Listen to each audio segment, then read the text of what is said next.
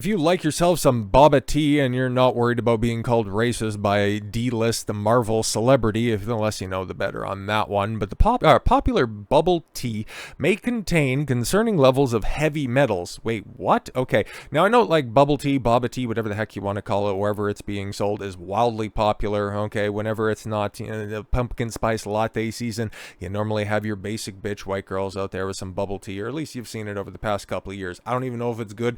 I don't know what it tastes like, man. I've never had a craving for it. Okay, so to each their own. I'm just out here. Just because it doesn't directly affect me doesn't mean it won't directly affect you. So 3 out of 4 Boba samples contained more than 50% of concerning lead levels in one serving. Yo, that's kind of crazy, actually. Okay, let's take a look.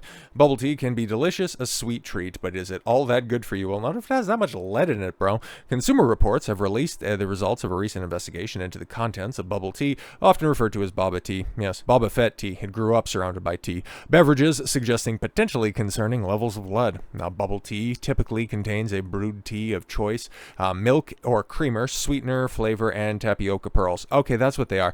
Or jelly-textured bubbles known as Boba, which sit at the bottom of the drink. Originally from Taiwan, bubble tea shops have exploded across the United States in recent years. At-home Boba tea kits and canned options are also available. Tapioca, the main ingredient in Boba, is obtained from cassava, which is a root vegetable per the USDA. Yeah, I've heard about that before. Okay, just didn't know that they are harvested in order to create that weird-looking abomination. According to recent tests by Consumer Reports, cassava-containing products can sometimes have very high levels of lead. The experts ran a small test on Boba pearls from 2 popular choices, Gongcha and Kung Fu. Yo, man, you got Kung Fu Taiwanese drink. That's interesting, okay? You know, if a white guy came up with that, he'd be called racist. But anyways, as well as 2 packaged products from Trader Joe's and Wu Fu Yun, okay? Aiming to determine the presence of heavy metals like lead, arsenic, cadmium, and mercury. Yeah, none of that sounds good to drink, okay? Just saying, man. That's just my personal opinion.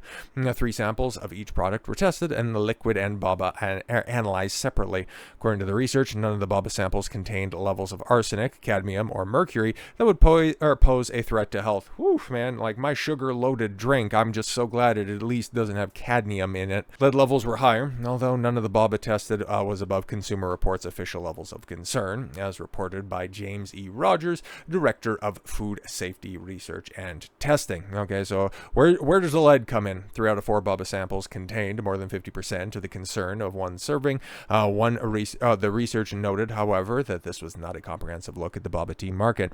Lead was detected in both of the Boba pearls and the tea. Sana Mujid, PhD, manager of food safety research and testing for Consumer Reports, stated that it is difficult to tell where the lead in the liquid portion came from. Wu Fu Yun's tapioca pearl product had 29% of concern for lead, following the Kung Fu milk tea with Boba at 63, Gongcha pearl tea milk at 70, and Trader Joe's instant Boba kit at 83%. Yo, that's not just kind of wild, that's just like straight up wild.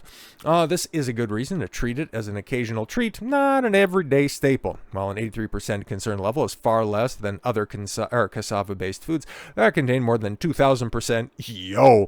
The researchers pointed out that no level of lead exposure is considered safe. It's hard to avoid being exposed to some lead. It's found in varying amounts in food, drinking water, soil, and many homes. The health risks come from repeated or continuous exposure.